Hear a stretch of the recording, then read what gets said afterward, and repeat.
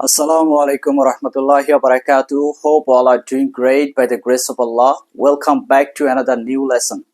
আমরা প্রিভিয়াস ক্লাসে পাস্ট ইনডিফিনিটের উপর কিভাবে অ্যাক্টিভ কথাগুলো এবং প্যাসিভ কথাগুলো বলতে হয় সেগুলো নিয়ে প্র্যাকটিক্যাল কিছু ক্লাস নিয়েছিলাম।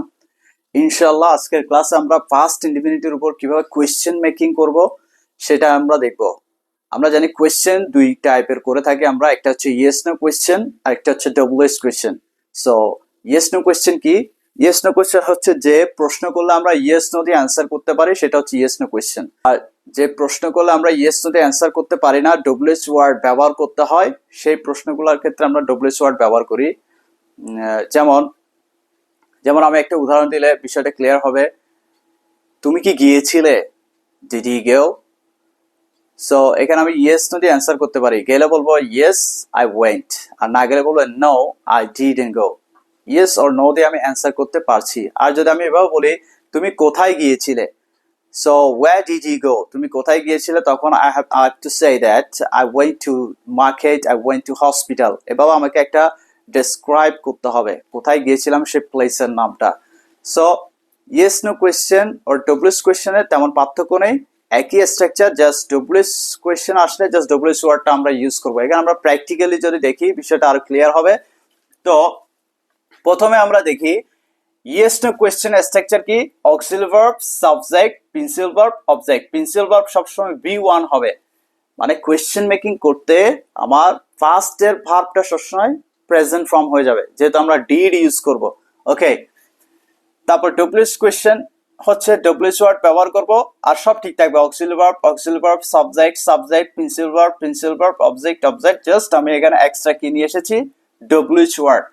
ওয়াই, কেন, ওয়ার, কোথায়, হাউ, কিভাবে, ফর হোয়াট, কি জন্য, এগেইনস্ট হুম, কার বিরুদ্ধে, এভাবে কিছু ডব্লিউএস ওয়ার্ড আছে, সেই ডব্লিউএস ওয়ার্ডগুলো আমরা ব্যবহার করব।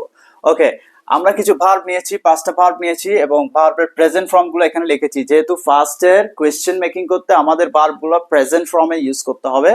সো অ্যাকিউজ অভিযুক্ত করা, ডিপ্রাইভ বঞ্চিত করা, ইন্টারসেপ্ট বাধা দেওয়া, কনসিডার বিবেচনা করা, কমপ্লেইন অভিযোগ করা।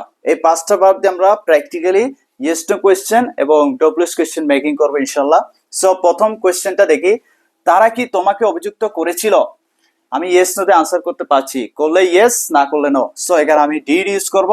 কোয়েশ্চেন মেকিং করতে সবসময় ডিডটা অক্সিলারি ভার্ব হচ্ছে ডিড, অক্সিলারি ভার্ব ডিডটা নিয়ে আসবো। তারপর সাবজেক্ট কি? তারা, দেই, ডিড দে। প্রিন্সিপাল ভার্ব কি? অভিযুক্ত করা, অভিযুক্ত করা মানে হচ্ছে অ্যাকিউজ। সো এখানে অ্যাকিউজ এর V1, আমরা ভার্বের V1 ইউজ করতেছি। অ্যাকিউজ, ডিড দে অ্যাকিউজ তোমাকে, object you. Okay, did they accuse you? Yes, you can answer also that yes, they accused me. তারা আমাকে অভিযুক্ত করেছিল। আর না করলে you can say that no, they didn't accuse me. Okay, next one. সে কেন তোমাকে অভিযুক্ত করেছিল? এখানে আমরা yes যদি অ্যান্সার করতে পারছি না, আমার একটা কারণ বলতে হবে। সো এখানে এই জন্য আমার ডব্লিউএস ওয়ার্ড কি? why. Why did subject he, why did he accuse তোমাকে? You. Why did he accuse you? সে কেন তোমাকে অভিযুক্ত করেছিল? ওকে, নেক্সট ওয়ান। সে কি তার বোনকে বঞ্চিত করেছিল? এটা আমি ইয়েস নো দিয়ে অ্যান্সার করতে পারছি, করলে ইয়েস, না করলে নো। সো প্রথমে অক্সিলারি ভার্ব নিয়ে আসবো ডিড, সাবজেক্ট কি? হি। বঞ্চিত করা, ডিপ্রাইভ, বঞ্চিত করা, deprive. Did he deprive his sister? His sister. Did he deprive his sister? Okay. Next WS question আমরা যাচ্ছি। তিনি কি জন্য তাকে বঞ্চিত করেছিল? কি জন্য মানে for what? আমরা ফরটা লাস্ট ইউজ করতে পারি, আমরা একসাথে করছি ইজিলি বোঝার জন্য। তিনি কি জন্য তাকে বঞ্চিত করেছিল? এখানে আমি ইয়েস নো তে অ্যান্সার করতে পারছি না। সো for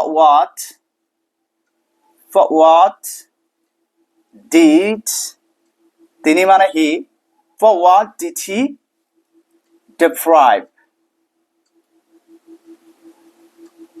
তাকে হিম, আর মেয়ে হলে হার। for what did he deprive him, সে কেন তাকে বঞ্চিত করেছিল।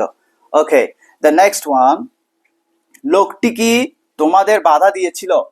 লোকটি কি তোমাদের বাধা দিয়েছিল? দিলে ইয়েস, না দিলে no. So did the man, বাধা দাও, intercept.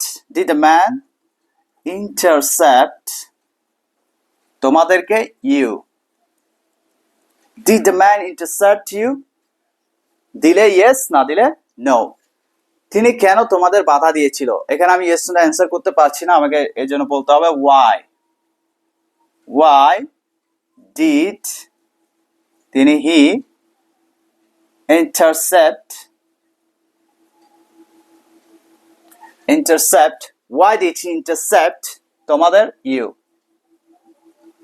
why did he intercept you? তিনি তোমাদের কেন বাধা দিয়েছিল?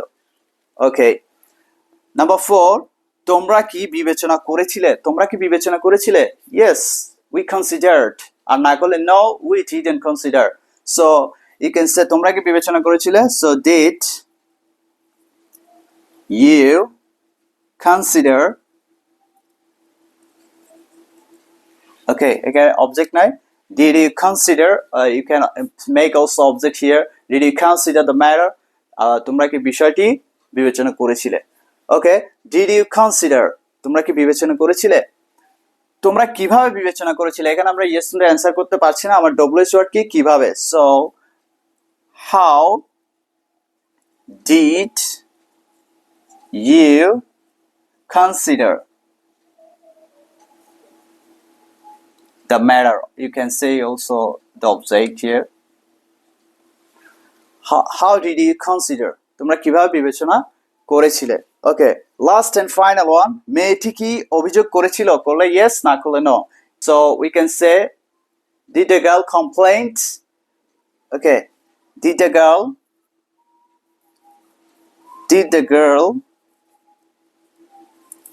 complain?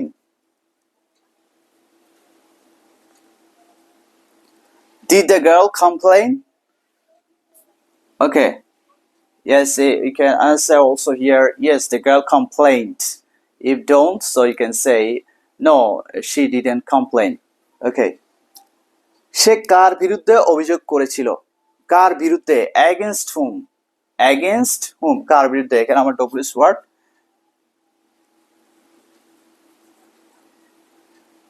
against whom did, against whom did subject he complain? Against whom did he complain? So you understood very well, I hope. So এভাবে আপনারা আরো কিছু ভার্ব নিয়ে, আরো 10টা ভার্ব নিয়ে প্র্যাকটিক্যালি নিজেরা ট্রাই করেন এবং ইয়েস নো কোয়েশ্চেন এবং ডব্লিউএস কোয়েশ্চেন গুলো মেকিং করার চেষ্টা করেন এবং সেই সাথে পারলে আপনারা অ্যান্সার করারও চেষ্টা করতে পারেন। সো ডিড হি গো, তুমি কি গিয়েছিলে? Yes I went. না গেলে বলবে নো আই ডিডন্ট গো। এভাবে কোয়েশ্চেন আনসার করতে পারলে, যে যত কোয়েশ্চেন মেকিং করতে পারবে এবং অ্যান্সার করতে পারবে, তার স্পিকিং ফ্লুয়েন্সি তত আপগ্রেড হবে। সো এভাবে যদি আমরা প্র্যাকটিস করি তো ফার্স্ট কোয়েশ্চেন করতে আমাদের আর কোনো সমস্যা হবে না।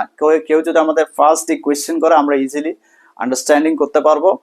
সো এভাবে কিপ প্র্যাকটিসিং, সো এভাবে প্র্যাকটিস করেন, ইনশাল্লাহ আপনাদের একটা টপিক খুব ক্লিয়ারলি আপনারা বুঝতে পারবেন। So keep practising. পরের ক্লাসে আমরা আরেকটি লেসন নিয়ে আলোচনা করবো ইনশাল্লাহ। সবাই ভালো থাকবেন এবং বেশি বেশি আল্লাহর কাছে দোয়া করবেন। আসসালামু আলাইকুম ওয়া রাহমাতুল্লাহি ওয়া বারাকাতুহু।